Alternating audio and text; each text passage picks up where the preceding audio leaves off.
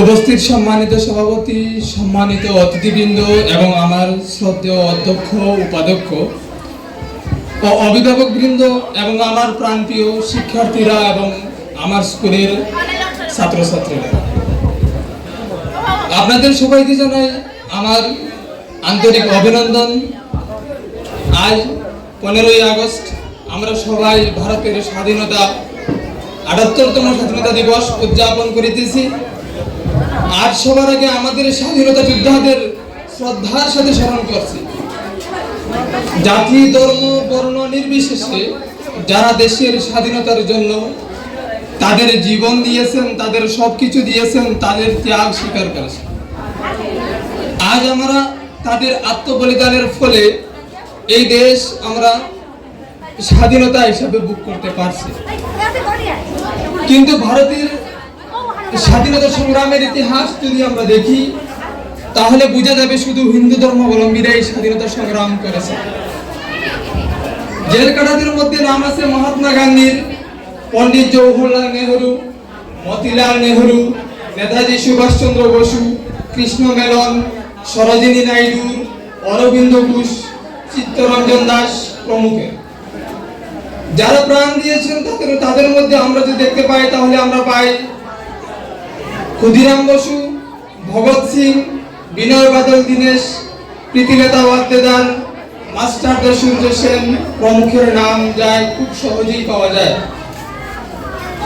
তাদের নাম অবশ্যই থাকুক, তাদের মহান অবদানের ফলে আমরা এই মুক্ত দেশ পেয়েছি। আমরা তাদের আত্মবলিদানের জন্য গর্বিত, কিন্তু এই তালিকায় কোথাও কোনো মুসলমানের নাম খুঁজে পাওয়া যায় না, থাকলেও মাত্র কয়েকজন। অথচ 1757 সাল থেকে 1947 সাল পর্যন্ত এই 190 বছরে হাজার হাজার মানুষ স্বাধীনতা সংগ্রামে জীবন দিয়েছেন, সঙ্গে জেলও কেটেছেন।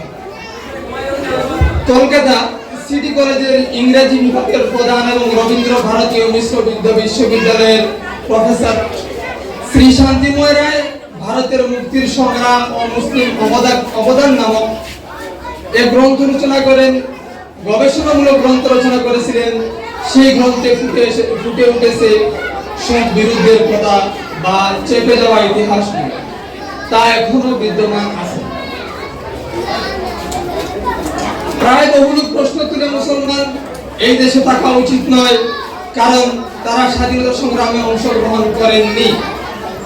ভারতের ইতিহাসে স্বাধীনতা সংগ্রামে মুসলমানের অবদান নেই। আজ আমি উপস্থিতিদের মধ্যে এই কথা জানাতে চাই যে ভারতের ইতিহাসে মুসলমানদের অবদান অপরিসীম। আর যে কোনো শ্রেণীর পাঠ্যপুস্তক পড়লেই এই কথা সত্যি মনে হয় যে মুসলমানের কোনো অবদান ছিল না, এখনো পর্যন্ত থাকেই না।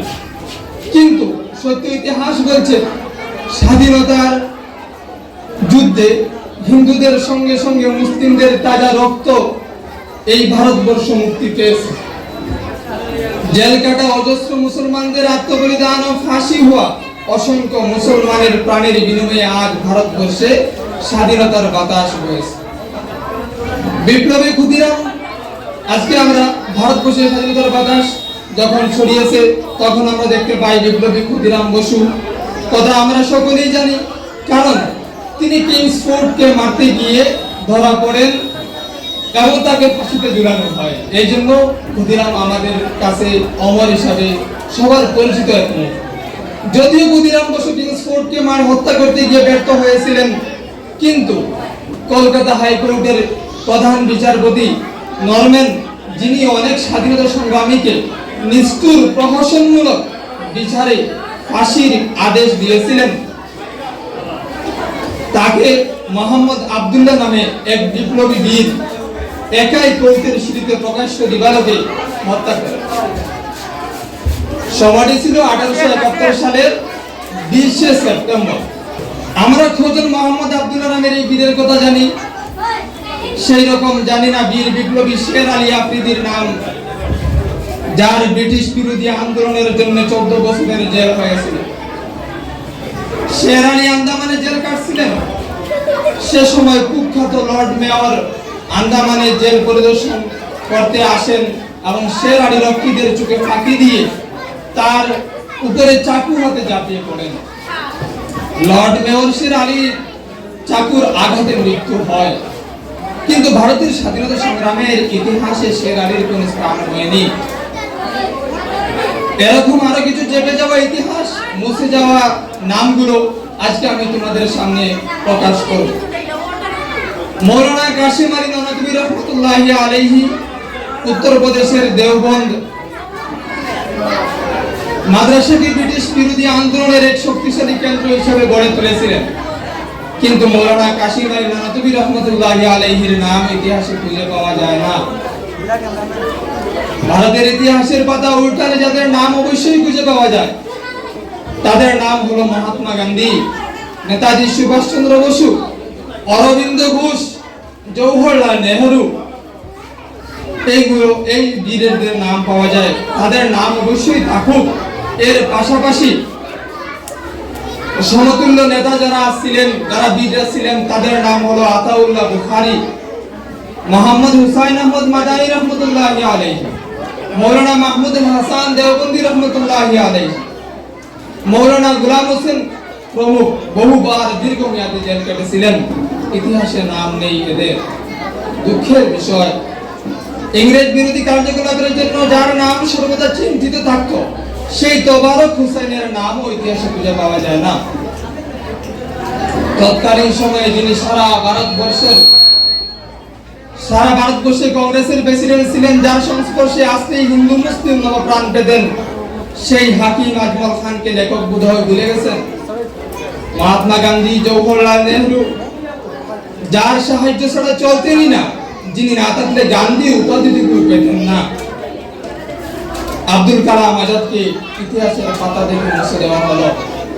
মৌলানা মোহাম্মদ আলী এবং শওকত আলী 5 বার দীর্ঘমেয়াদী জেল কেটেছেন। কমরেড এবং হামদার্দ নামক দুটি ইংরেজি বিরোধী পত্রিকার সম্পাদনা করেছিলেন, তাদের নাম ইতিহাসের ছেঁড়া পাতায় কোনো জায়গা হয়নি। খাজা আব্দুল মজিদ ইংল্যান্ড থেকে ব্যারিস্টার হন। জওহরলাল নেহেরু সমসাময়িক কংগ্রেসের প্রার্থী ছিলেন। মহাত্মা গান্ধী অহিংসা মতাদর্শের চরম সমর্থক ছিলেন এবং হিন্দু মুসলিম সম্প্রীতির বাহক ছিলেন। প্রচন্ড সংগ্রাম করে তার এবং তার স্ত্রীর উভয়ের জেল হয়। 1962 সালে তার মৃত্যু হয়েছিল। ইতিহাসের পাতায় তাদের নাম মৃত্যু ঘটেছে। জালিয়ানওয়ালাবাগের হত্যাকাণ্ডের কথা আমরা সকলেই জানি, কিন্তু এটা কি জানি যে এই হত্যাকাণ্ডের প্রতিবাদের প্রাণ পুরুষ কে ছিলেন? এই প্রতিবাদের প্রাণ পুরুষ ছিলেন ডবল এমএ করা, পিএইচডি ডিগ্রিধারী, প্রভাবশালী, জেলকাটা সংগ্রামী নেতা ব্যারিস্টার শহীদুদ্দিন কিচলু, বিপ্লবী মীর কাসিম, টিপু সুলতান, ইউসুফ। ওনারা ব্রিটিশের গুলির আঘাতে নিশ্চিহ্ন হয়ে গেলেও ইতিহাস তাদের স্মরণ করেনি। সর্বভারতের নেতা আহমদুল্লাহ তৎকালীন সময়ে 50,000 রুপি, যার মাথার দাম ধার্য করা হয়েছিল। ব্রিটিশরা এই মাথার দামগুলো 50,000 রুপি দিয়ে ক্রয় করেছিল। সময় স্বল্পতার জন্য বিদায় নেওয়ার আগে আজকের দিনে আমি উপস্থিত সবাইকে এবং আমার বিশেষ করে ছাত্রছাত্রীদের কাছে আবেদন রাখছি যে আপনারা ইতিহাসের বইগুলো সংগ্রহ করে অধ্যয়ন করবেন। জাতি ইতিহাস, সত্য ইতিহাস লিপিবদ্ধ আছে। আবার সবাইকে ৭৮তম স্বাধীনতা দিবসের শুভেচ্ছা জানিয়ে বিদায় নিচ্ছি। জয় হিন্দ, জয় ভারত।